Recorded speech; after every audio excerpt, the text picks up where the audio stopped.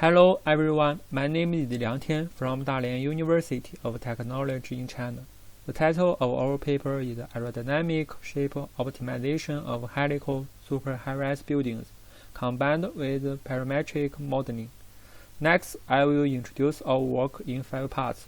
Background description of optimization problem, parametric modeling and CFD analysis, optimization based on Kriging surrogate model, and conclusion. In the first part, I want to express that the architectural appearance has a great influence on the wind resistance performance of super tall buildings. There are 4 super tall buildings with aerodynamic modifications. Vortex-induced vibration is the main factor causing wind disaster of super tall buildings, and aerodynamic shape modification can reduce the damage of VIV. Here are some common aerodynamic modifications, including minor aerodynamic modifications and major aerodynamic modifications. In addition, there are more and more super tall buildings with complex shapes. How to find the optimal complex shape is a challenge, and is a good strategy to conduct parametric modeling in grasshopper and optimize the shape by optimizing the parameters. The figure on the left shows the process of establishing parametric model using battery in grasshopper, and on the right are some complex architectural shapes. In the second part, I want to introduce the optimization problem in this paper, including design variables, constraints, and objective function. With reference to the architectural shape of absolute towers in Canada, this paper takes the cross-sectional aspect ratio x1 and the torsion angle x2 of the top layer as design variables. For the constraints are imposed on x1 through using a fixed bottom area and set the value range of the cross-sectional width. For the x2 constraints are imposed by setting the value range of the torsion angle. For the objective function, this paper chooses the drag coefficient. The size of the drag coefficient always depends on the specific building surface, so the shape optimization problem can be described as the 3 formulas. I want to introduce the parametric modeling and CFD analysis in the third part. First of all, introduce the process from parametric modeling to CFD analysis. Next, I will introduce how to develop components in Grasshopper. Now there are 2 methods of developing components in Grasshopper.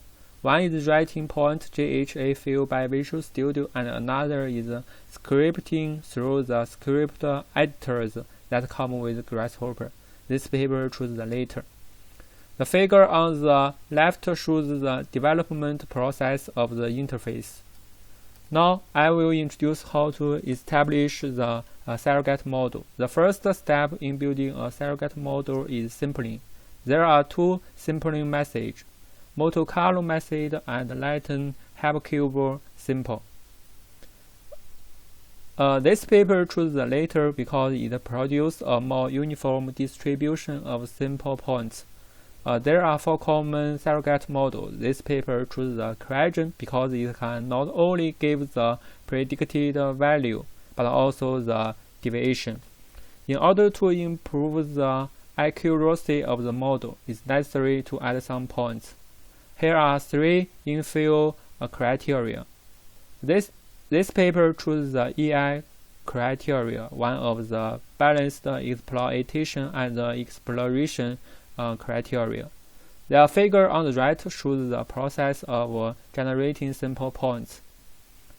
The following are the architectural shapes of some sample points, the distribution of sample points, and the CFD simulation results of all sample points. I want to introduce the optimization based on Kriging surrogate model in the 4th part.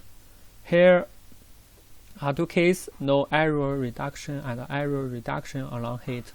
according to the simple points and the CFD simulation results of the simple points. The surrogate models are established respectively. After the models are established, the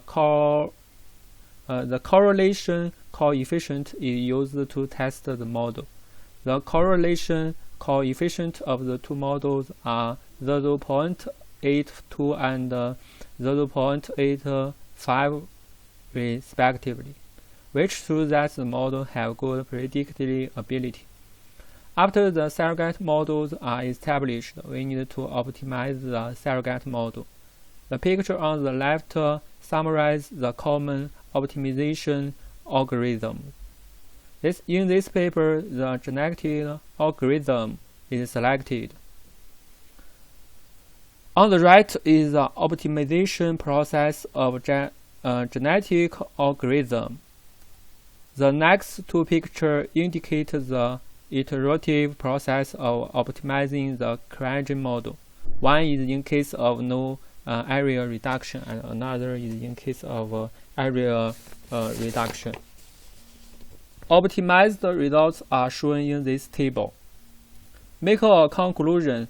An aerodynamic shape optimization strategy combining surrogate model and genetic algorithm is proposed in this paper, which is used to obtain the optimal shape of super high-rise buildings under wind load. It can be seen from two examples that this strategy can find the optimal building shape and the optimization results are reliable.